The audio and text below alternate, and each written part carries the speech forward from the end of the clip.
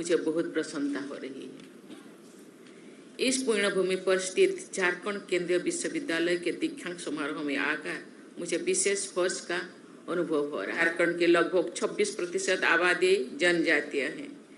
यहाँ के सब लोगों से और खासकर जनजातीय भाई बहनों से मेरा जुड़ाव रहा है।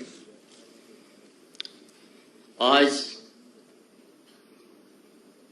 झारखंड केंद्रीय विश्वविद्यालय के तृतीय दीक्षांत समारोह में मुख्य अतिथि के रूप में उपस्थित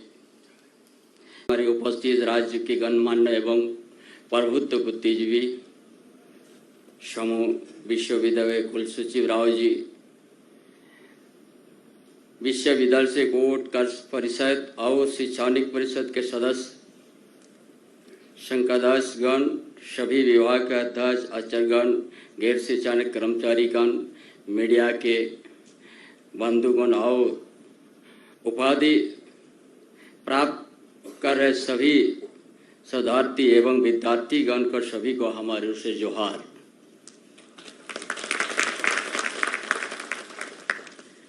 झारखंड के एकमात्र के केंद्रीय विश्वविद्यालय इस दीक्षांत समारोह में आप सभी को उपस्थित होना मेरे लिए विशेष गौरव का क्षण है।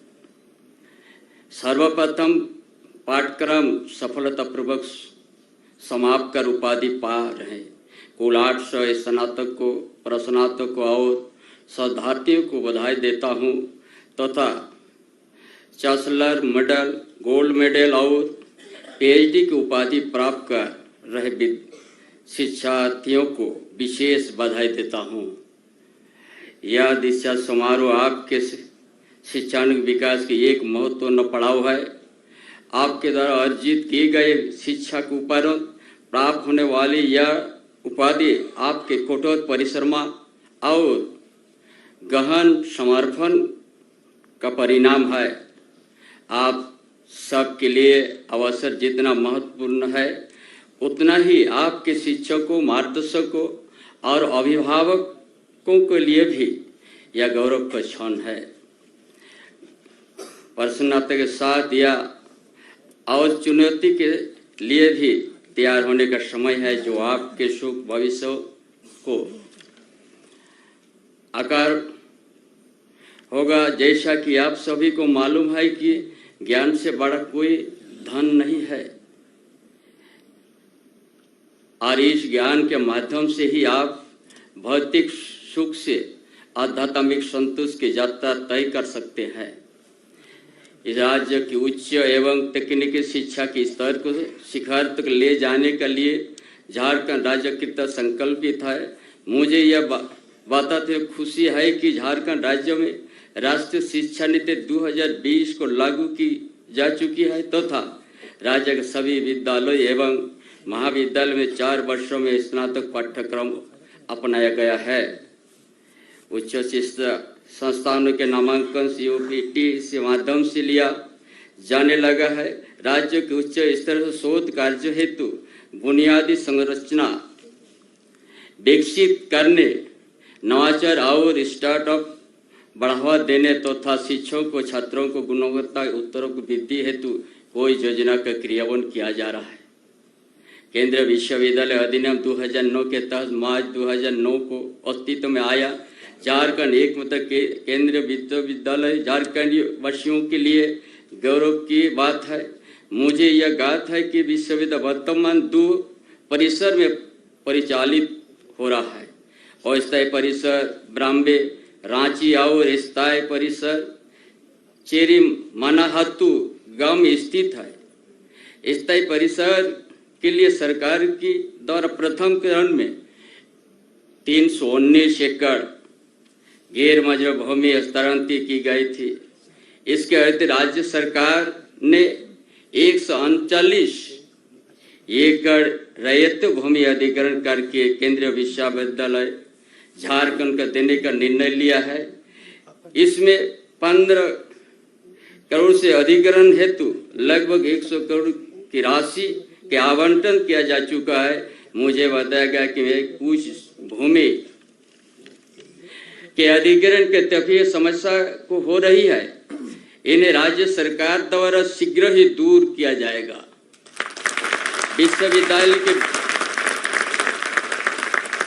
विश्वविद्यालय के आपूर्ति निर्वाचन व्यवस्था सुनिश्चित, विद्युत आपूर्ति की निर्बाध व्यवस्था सुनिश्चित करने हेतु तो राज्य सरकार द्वारा विश्वविद्यालय परिसर में विद्युत सब स्टेशन का निर्माण किया जा चुका है। इस परिसर में हेतु जलापूर्ति का विशेष व्यवस्था सुनिश्चित करने का कार्य भी राज्य सरकार द्वारा किया जा रहा है। स्थायी परिसर में शैक्षणिक भवन एवं अन्य अंतरिक्ष सड़क निर्माण कार्य प्रगति पर है। झारखंड सरकार स्थायी परिसर के निर्माणाधीन विकास कार्यों में अपनी भूमिका निभाने के लिए कृत संकल्प और समर्पित है। राज्य सरकार विश्वविद्यालय आगे बढ़ाने अपनी अहम भूमिका निभाएंगे, इसके लिए आपको हम आश्वस्त करता हूँ।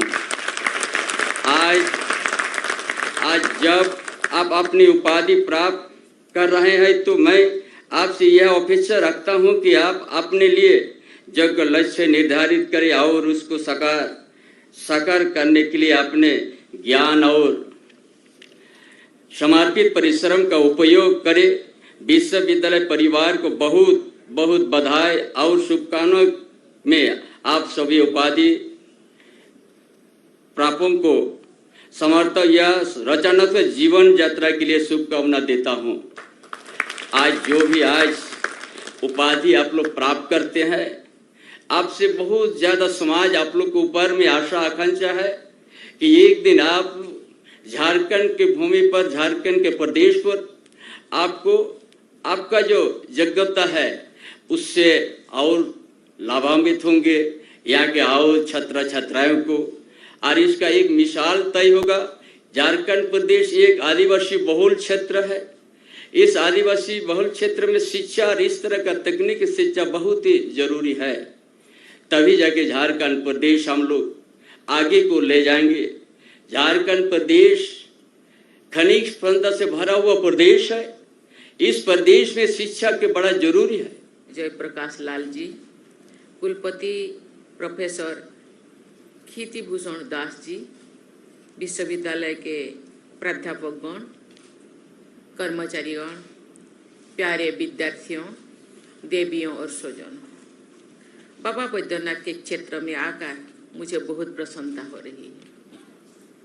इस पुण्यभूमि पर स्थित झारखंड केंद्रीय विश्वविद्यालय के दीक्षांत समारोह में आकर मुझे विशेष हर्ष का अनुभव हो रहा है। मैं आज उपाधि प्राप्त करने वाले सभी विद्यार्थियों को बहुत बहुत बधाई देती हूँ। आज स्वर्ण पदक प्राप्त करने वाले विद्यार्थियों को भी मैं विशेष बधाई देती हूँ। मैं सभी विद्यार्थियों में माता पिता, उनके माता पिता, अभिभावकों और प्राध्यापकों को भी बधाई देती हूँ, जिन्होंने विद्यार्थियों की यात्रा के हर पड़ाव पर उनका साथ दिया और मार्गदर्शन किया है। प्रिय विद्यार्थियों, आपके कैंपस के पास से ही स्वर्णरेखा नदी बहती है और ऐसा कहा जाता है कि स्वर्णरेखा नदी के जल सेवन मात्र से ही मनुष्य को ज्ञान की प्राप्त हो जाती है। ऐसी भूमि और नदी के सानिध्य में शिक्षा प्राप्त करना आपके लिए सौभाग्य की बात है। आपके विश्वविद्यालय का आदर्श वाक्य है, ज्ञानात् हि बुद्धि कौशलम।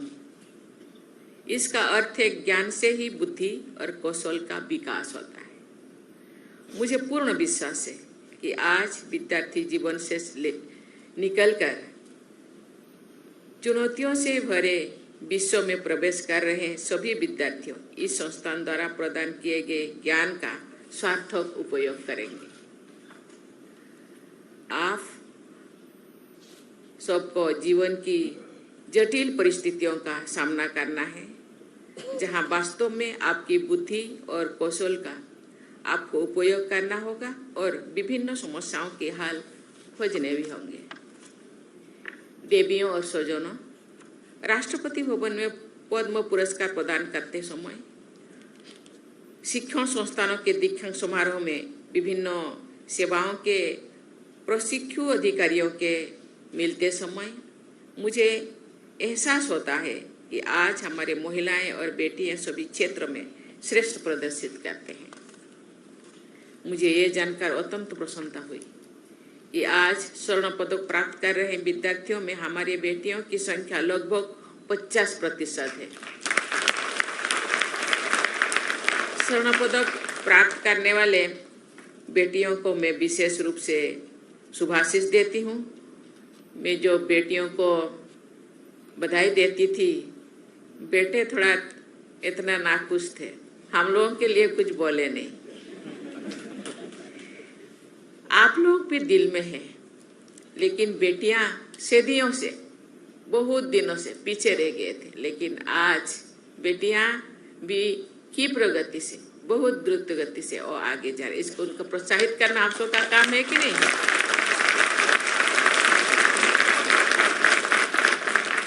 प्रत्येक बाधा एवं अवरोध को पार करके आपके द्वारा प्राप्त की गई सफलता हमारे समाज के लिए तथा सुनहरे भविष्य के लिए सपना समझने वाली हर बेटी के लिए प्रेरणा की स्रोत है। देवी और स्वजन, मुझे बताया गया है कि झारखंड केंद्रीय विश्वविद्यालय ने राष्ट्रीय शिक्षा नीति 2020 पर आधारित शिक्षा पद्धति को अपनाए हैं। मुझे ये जानकर प्रसन्नता हुई है कि अनुसंधान के क्षेत्र में ये विश्वविद्यालय सराहनीय कार्य कर रहे हैं।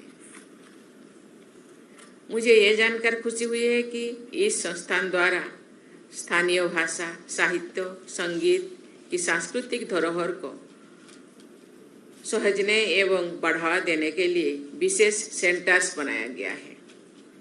मैं भारतीय संस्कृति और खास तौर पर जनजातीय समाज की संस्कृति के संरक्षण, अध्ययन और प्रचार कार्य के लिए इस विश्वविद्यालय यहाँ की टीम को बहुत बहुत बधाई देती हूँ।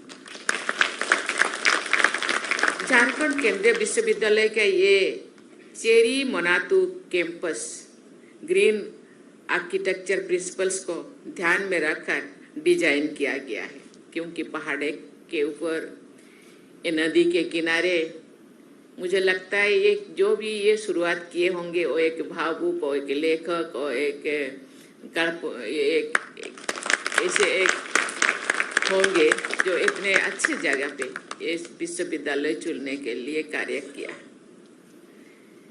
इस विश्वविद्यालय का ब्राह्मणेव कैंपस भी प्रकृति के साथ समन्वय को दर्शाता है। वहाँ जहाँ की परिसर में पेड़ों को बिना काटे कई कमरों का निर्माण किया गया है। अध्ययन और अध्यापन के कार्य के लिए अच्छा वातावरण प्रदान करने के साथ साथ ये भी इको फ्रेंडली प्रैक्टिसेस समाज के लिए पर्यावरण संरक्षण का एक अच्छा उदाहरण प्रस्तुत करती है, क्योंकि अभी हम जानते हैं क्लाइमेट चेंज और ग्लोबल वार्मिंग का दौर चल रहा है। इसीलिए हम इको फ्रेंडली सिस्टम को प्रैक्टिसेस को अपनाना चाहिए और ध्यान में रखना चाहिए। हर व्यक्ति, भारत के या विश्व के सभी लोगों को सोचना होगा।